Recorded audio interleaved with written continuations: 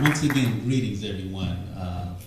As always, I'm looking forward to having a lot of fun with this lecture because this lecture is about us.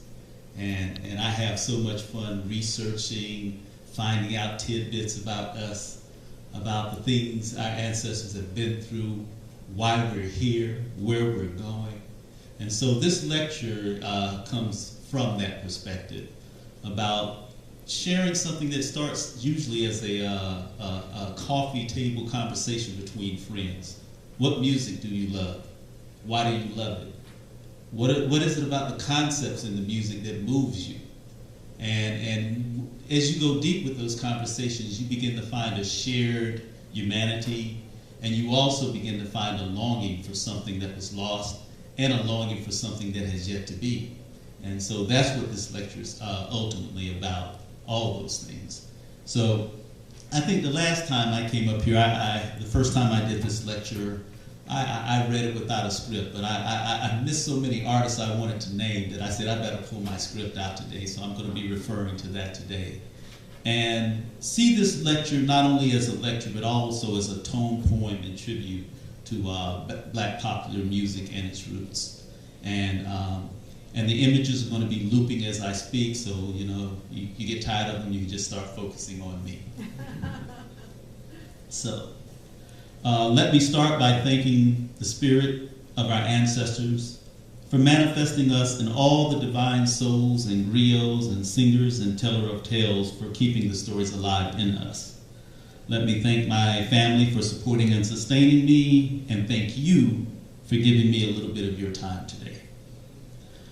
This presentation that I'm about to give you comes out of love, a love for the history of expression and the spirit that motivated it, a history of cultural production known as music.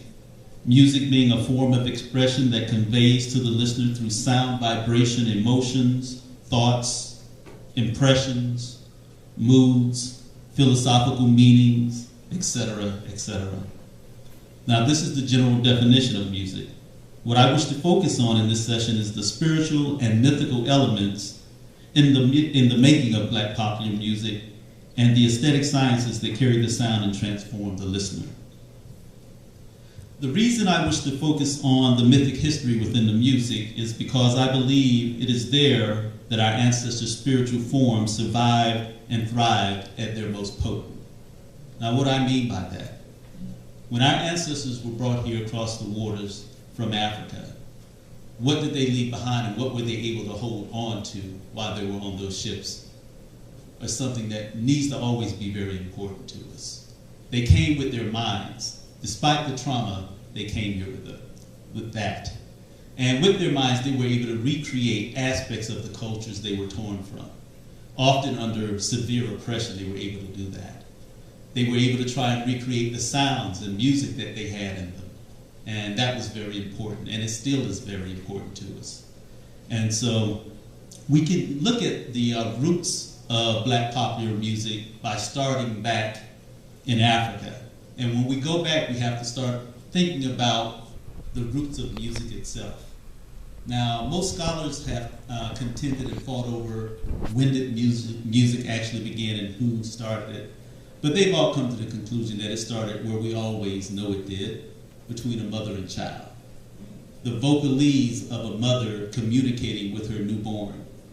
And there's a language in that PhD professors and academics have come to realize, which was pretty obvious, that that's a pretty universal language. The vocalese that a mother gives a child.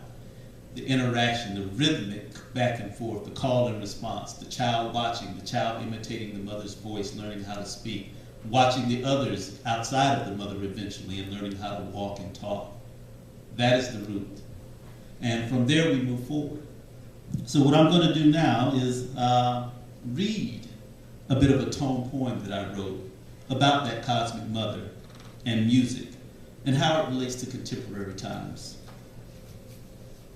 This is called A Meditation on the Metaphysics of Remixing. Starting with the poem. My personal version of mysticism is a mental system of vibratory visions, of mixtape rhythms, CD emissions, black vinyl, and digital wisdoms. Mamasonic sounds released by turntable technicians, electric medicine wheel magicians speaking in tactile mind, their tongues replaced by hermetic hand signs, compressing compressed groove lines, waking the future sleeping divine in compressed past dream time. Now, what does that mean? When we record something, we are basically recording a moment that will one day be an ancestral moment. That's how you have to look at all recorded information. That we have the ability now, in this age, to hold on to the voices of those who have come before us, going back to a certain point. And we're able to recall those voices and bring them forward and take lessons from them, like parables, like proverbs. That's what music becomes for us a lot of times. We go to music just as often as we go to our scriptures, no matter what religion you belong to. And that's very, very central to the music. All records are inherently ancestral records, full of infinite moments of possible return. By the time you hear them, the moment recorded has passed, invoked from spiritual inertia by you through the ritual of hearing and the ritual objects of amplified vibration. All records are inherently hermetic. You only hear the shell of the potential as you listen to the ancient moment recorded. Yet spiritual specialists exist who have been initiated into the arcane alchemical world of sonic manipulation. The future sleeps in the past, waiting for the shamanic magus to activate its divine return to forward progress. Remixing is the modus operandi behind this lecture. By remixing, I mean the recombination of objects, symbols, sounds, and subjects. It is through my fascination with shamanic ritual culture, blacklisted mysticism, alchemy, obeah, hoodoo, voodoo, call it what you will, and all the music that permeates out of that moves me forward. When you look at dub reggae music, DJ culture, and the resurrection metaphysics that are inherent in it, I have attempted to show that the art of remixing is not a product just of contemporary music culture, but a product of an inquiry in cultural history. Every indigenous doctor alchemist sought the perfect mix, searching for a solid gold soul in a world of fearful spirits. Their sacred research often mapped out cyclic sounds and diagrams, and recorded labels of future supernaturals. The ancient manuscripts of the underground hermetic imagineers were the hit singles of the ages, spawning awe and wonder in their wake. Every ancient altar created in praise of the ancestors and the deities was like a metaphysical remix, a 3D dub plate recalling emotional samples of the past, a visual version echoing in the soul. Those who were first compelled to remember their predecessors through sonic and visual production were laying the foundation for a glorious continuum. Through shamanic vision, trance, oracular song, and ecstatic dance, the future was manifested. The distance between the ritual experts of ancient Africa, creating altars, objects, and archives for communication with the spirit world, and African diasporic musicians and DJs creating sound systems for immediate soul healing is very short. Both inhabit the space of the master of ceremonies. Both are charged with the responsibility of keeping the ancestral songs, of activating the ritual objects that keep the voice of the ancestral souls near. Both are given the responsibility of guiding their communities into ecstatic communication with the forces within. Their creative space is one of metaphors and metaforms. Both are capable of altering one's perception of reality, of remixing space through sight and sound. Both inhabit the crossroads between the spiritual and the physical, and it is here that rebirth begins. It is here, at that moment, that the sun and moon returns, moving toward resurrection. Now, there are certain creative motions that reside in our genetic memory, motions that evoke emotions, motions of creative and recreative power. All rituals arise out of these movements. These movements are ultimately motivated by a need to preserve the power of past magical moments, to record the moment of the God's cyclic emergence. This need to grasp and record the eternal moment of creative epiphany has not been replaced by machines, only changed. The ancient shamanic minstrel singer, the very first minstrel singer, the mother, living with the universal cycles of her womb, marking time with her blood and on stone and bone, singing songs of spiritual discovery and recovery, is the progenitor of all ritual. Her natural alchemy remixing life itself. She who was the first to ride rhythm into ecstasy has left to us a genetic legacy for all masters of ceremony to follow. Our contemporary shamans who ride technology like divine horsemen into abstract realms of spirit, taking you along for the sacred ride, these are her descendants. So, we start there. Now we can get into the history. And what I'm going to focus on, when I said I wanted to do a lecture on Black Noise Navigators, I say myth and science, but I really mean myth science. That's a term Sun Ra came up with. When Sun Ra came up with that term, he was talking about how to recreate oneself in a place of oppression, how to reimagine oneself, how to become an avatar, a new being, and move forward.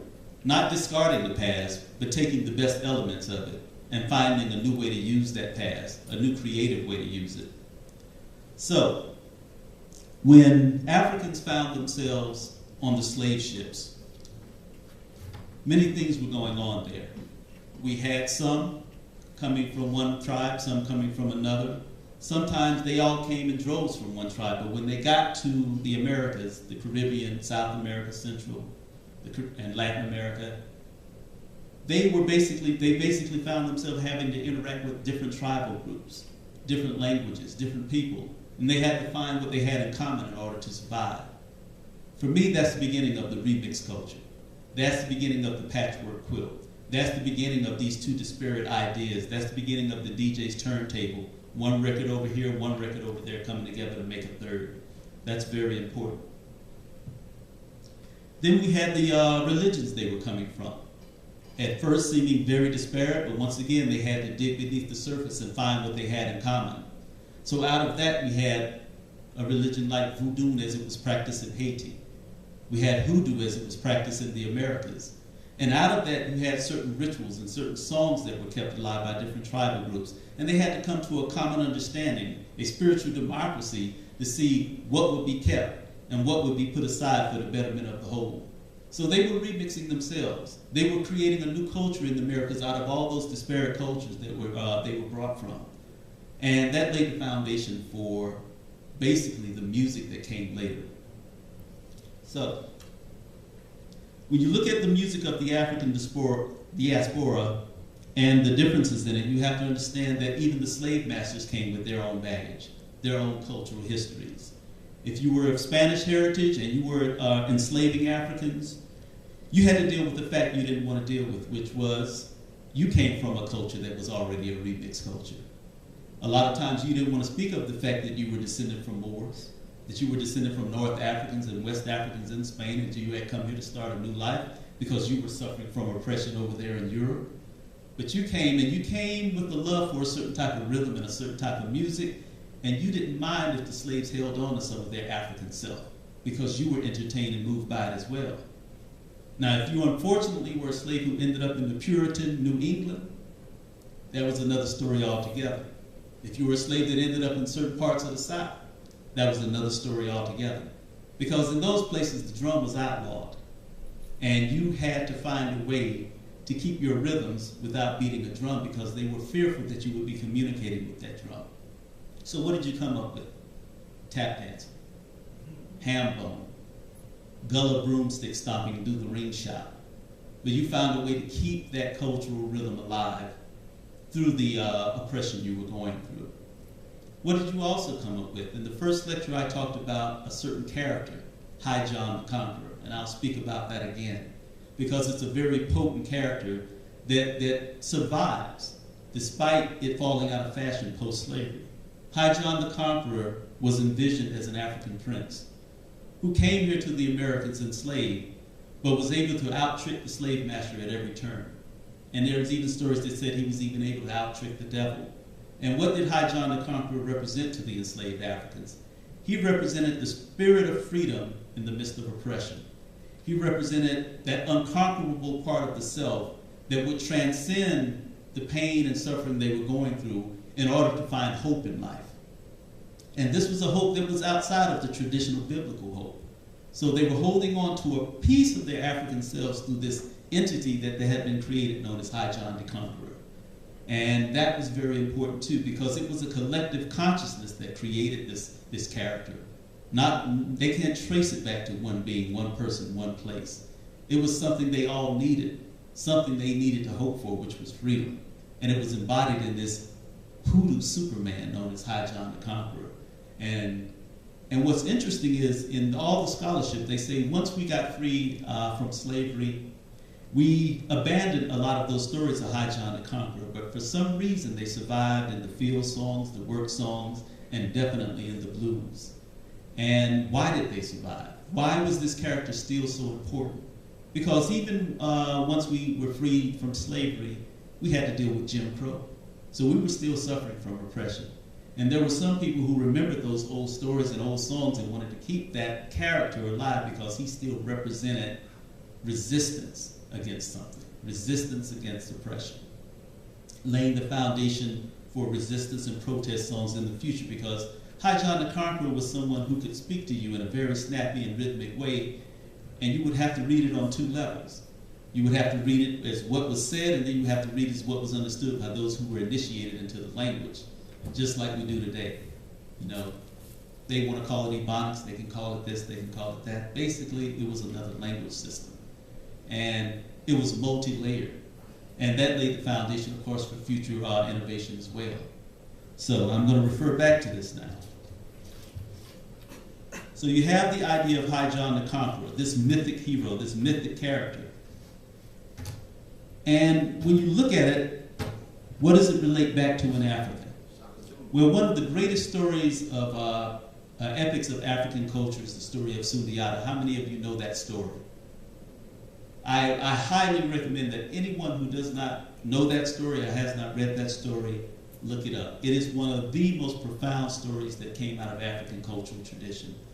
Sundiata was an actual historical king of Africa. He was basically king of the Mande Empire. And it was around the 11th and 12th century that he came about. But what makes Sundiata so important was how his story was kept alive. Sundiata, being a descendant of kings from Central West Africa, had a group of musicians and singers grow up around the court called griots, who basically were assigned the task of keeping the stories of the kings and queens of that empire alive. So they had to learn all the songs, all the rituals, all the customs, every saying, and they had to learn how to innovate on those traditions as well to keep them relevant for generations to come. There is one gentleman named Tumani Diabate, I hope I'm saying his name properly. He says, I come from 72 generations of griots, passed down from father to son for 72 generations going back in time to the 11th century. And you can imagine that type of tradition. But what he says, the importance of learning that tradition is you have to know your history. You have to keep the history of what's going on, what went on before you, what's going on now, and you have to be able to sing about all of it throughout your life.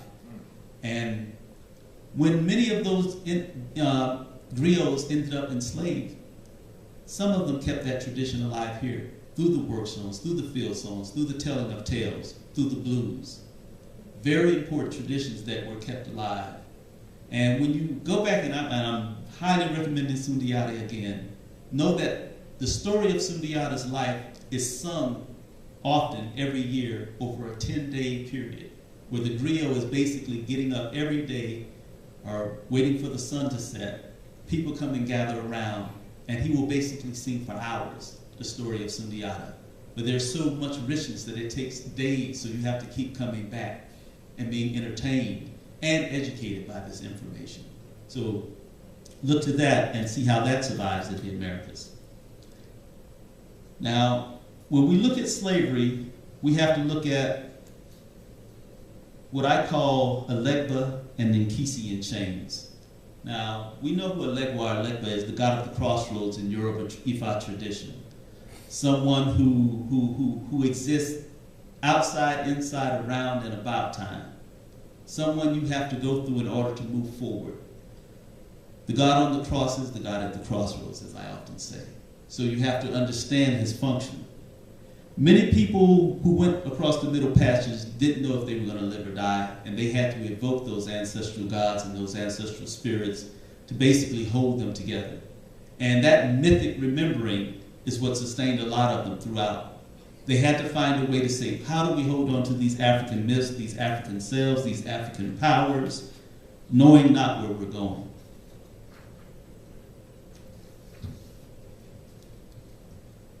Now, Haiti is one of the most important countries in history, which often is ignored because of that revolution they had. What made Haiti so important was they were one of the first successful slave revolutions we know, but it was the fact that they were a spiritual democracy, as I call it, where they found a way, as I spoke earlier, of working out their tribal differences for a common cause, which was freedom. And because they were so connected to their African selves, post-revolution, they were punished for that, as we know. For hundreds of years, or over 80 to 100 years, Haiti was blockaded by the Western powers and European powers because they wanted to starve the Haitians back into slavery. But they were able to hold on, despite the oppression, despite the poverty, they've done so. But when we look at Haiti, we have to look at it in comparison to an African-American culture, the Gullah culture of the Carolinas, because they too were able to hold on to certain traditions coming from Africa. And both cultures did so for similar reasons. In the Gullah culture of the Carolinas, especially the Sea Islands, it was because of the isolation being on those islands. A lot of times the slave master couldn't deal with the mosquitoes and the heat, so he let them have a certain sense of autonomy, a certain sense of self. And since they had that, they were able to keep certain songs alive from their African Gold Coast they were coming from Togo, from Sierra Leone. They were able to keep certain music traditions alive. They were able to keep certain religious traditions alive. I spoke earlier about the ring shout or the ring sout. Most people know now that that ring shout in the Gullah culture came out of actually Muslim culture. That it was something that was Muslim and then was Christianized and preserved through that. It was basically a sacred dance of the Sufis, the dervishes, those who in Turkey whirl around to reach God through transcendence and music. But the ring shout was very interesting because when the drum was outlawed, what the Gullah tradition did was they learned how to basically tap out the music through drumsticks, shuffling or in a circle and not crossing their feet, because when you cross your feet, that means the music is no longer sacred but secular. So they couldn't cross the roads of their feet. And doing the sacred music, they were able to keep certain of the mythic traditions alive. Now, out of many tongues come many drums, beating many rhythms until the spirit comes. Now, with the outlawing of the drum, we came across this tradition known as ham bone. Everybody knows what ham bone is? Anybody did it? Anybody remember? Who's a good ham boner? I'll tell you, we're a call and response group. Who thinks they're good at it?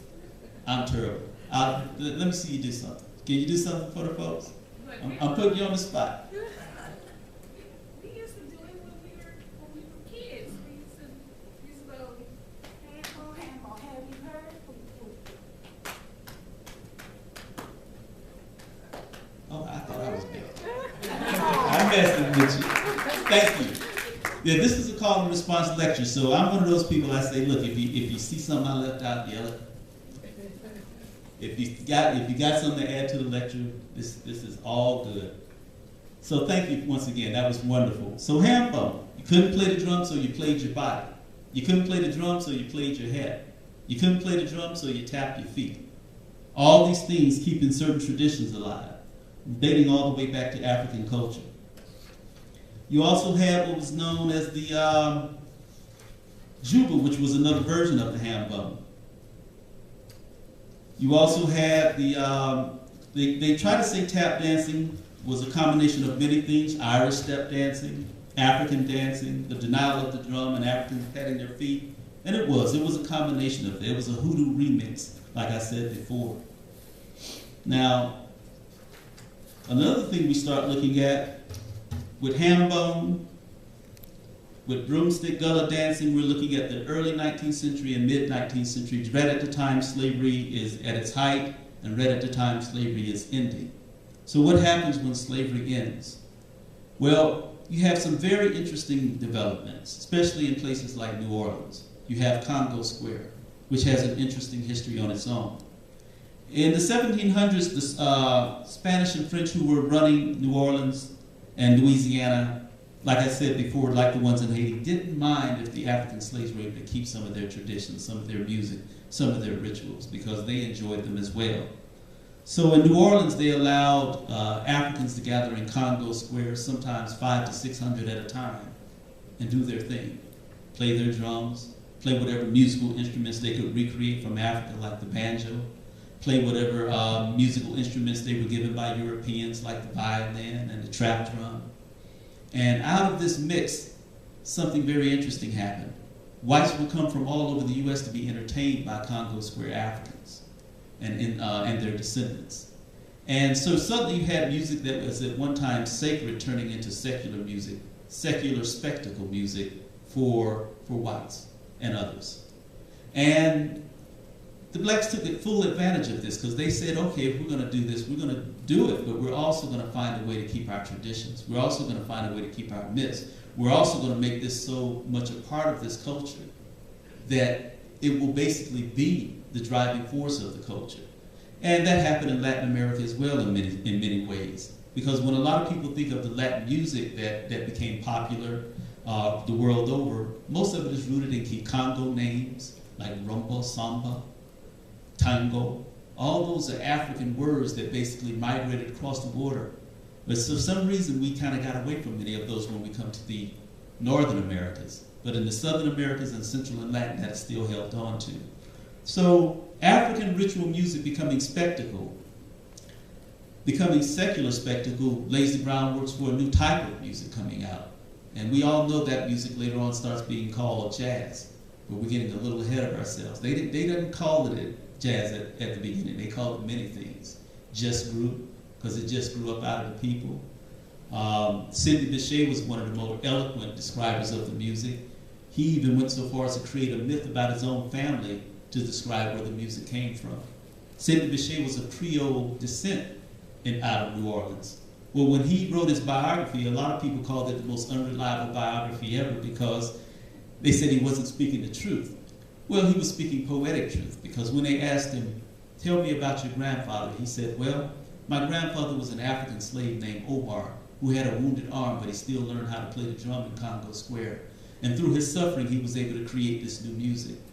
Well, that wasn't true, really. Sidney Bechet's grandfather was a light Creole of French descent. So why did he feel the need to create this African group for himself rather than this Creole French group for himself? Because he wasn't really trying to talk about the roots of who he was physically. He was trying to talk about the roots of who he was creatively through the music, what was coming out and where did it come from. And it was very important to him that you know that it came from Africa, that it came from African ritual culture, and that it was able to survive despite all the oppression in New Orleans, in places like the Carolinas, in Latin and Central America, in religions like Candomblé and Santeria and Lukumi and Palo Monte, and on and on. And even in some of the more adventuresome Christian churches in the South in the United States. So you had this merging of African sensibilities with European instruments and European forms. Out of that comes gospel.